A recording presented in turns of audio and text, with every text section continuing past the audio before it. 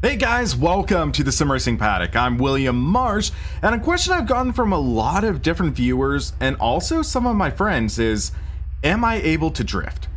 Now, another YouTuber, Laurence Dusoswa, started his Sim Racing Drifting Challenge. It's this sort of competition that he's running where he's calling out different YouTubers and different personalities, and he's asking them the question, can they drift?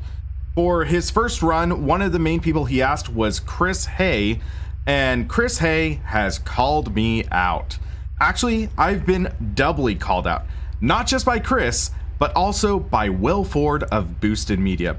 Link to all three of those channels are going to be in the description, but Laurence, thank you for doing this challenge and putting me to the test. This will be an interesting experiment because I'm not that great of a drifter, but we can sort of see if I can at least perform these beginner challenges that Laurence has laid out for us and how difficult they are.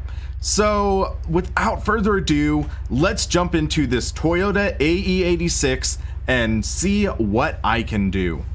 Alright, so this challenge is split into a few different parts. The first one is doing a 180-degree handbrake turn. Second is doing a power slide. Third is doing a figure 8 drift. The fourth one, we will go out onto the track and try to link together 3 corners. And the fifth and final challenge is doing a wall ride drift.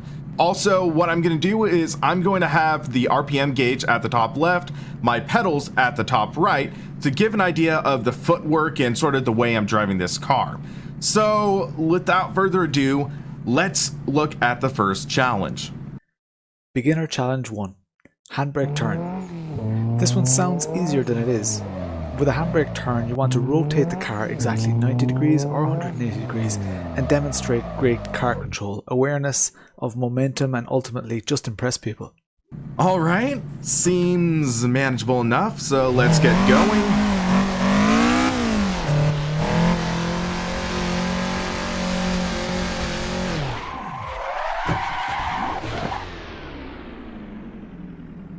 All right, I think that's as good as any.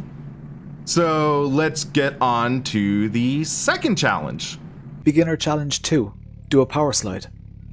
Pretty much anyone can do a tight donut with a bit of practice. This challenge is about doing a wider donut to the point where the car rotates in one direction, but the steering wheel is actually pointed in the opposite direction. This is called opposite lock. Okay, let's do this thing.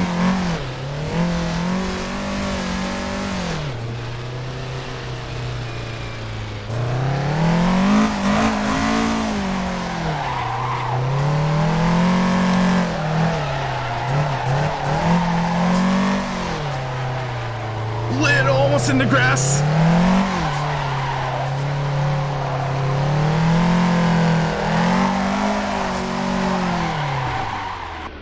All right, I think I will take that.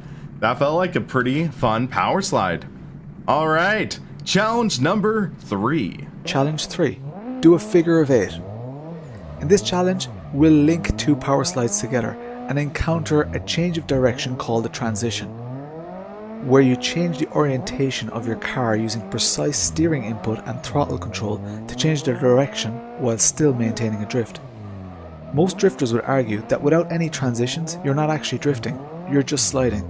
I'll let you guys argue out that one in the comments. Alright, so challenge, let's try to do 2 to start. Pull the handbrake, get the wheels broken free. Swing the car in, let go of the wheel, feel that kind of point where you kind of catch. Okay, that was a little off. That I'll call that 1. Feel the car swing the momentum. All right, that's 2. Let's go for a 3rd for fun.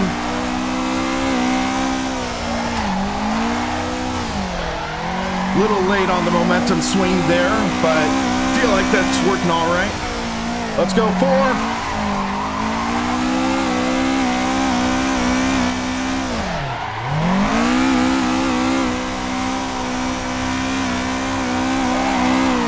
How about 5? not going to call that. But hey, we did four figure eights. I'm pretty impressed with that, to be honest.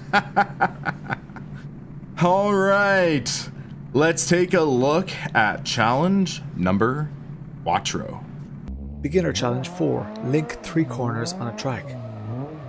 This is where it starts to get real. Choose a track, any track. I recommend a smaller track because you need less speed and everything is a little less aggressive when it happens. Any purpose-built or designed drift track will have naturally flowing corners, so I recommend doing this on a drift track as opposed to a Formula 1 track. All right, linking 3 different corners. Let's get onto this track. I haven't really experimented too much with this drift layout, so I'm going to take a piece of advice from Will Ford and just kind of get an idea of what this track has. Already felt the car stepping out. Always find it funny, Charlie Brown. Good freaking grief. Fun fact though, Charlie Brown Peanuts, the scene for, or like the setting for Peanuts was actually a town about 5 miles away from me, Santa Rosa, California. And that's actually where the Charles Schultz Museum is. And it's pretty awesome to check that out at times. And yeah.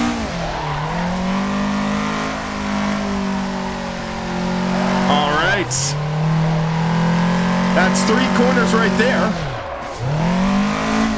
I'm not sure if this will count because I sort of straightened out there.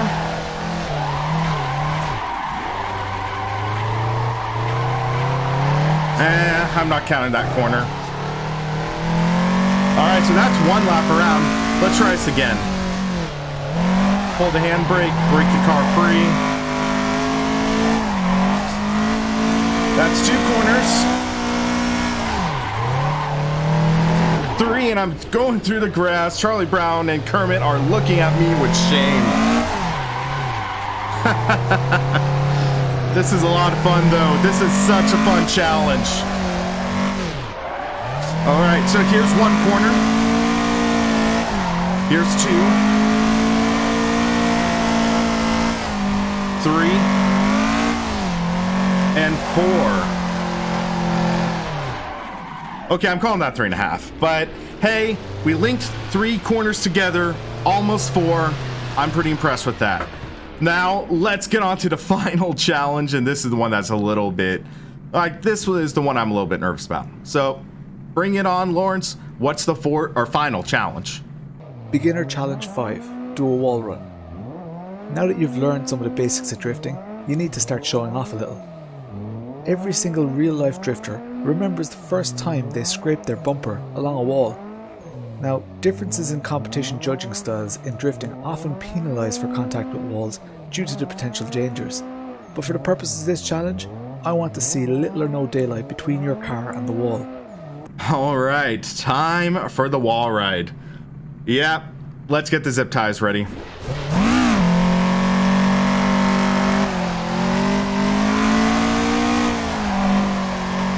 Alright, let's try to bring it out here. Oh.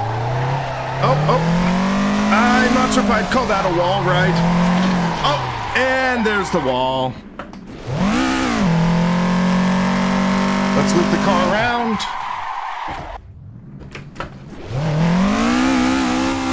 Let's try this again.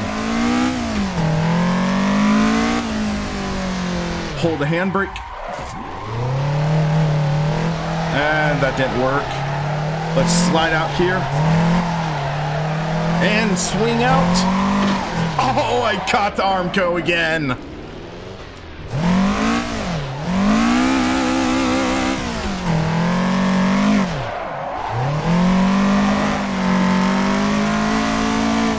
In the Armco again. Come on. We gotta do this. This is the perfect turn for it, too.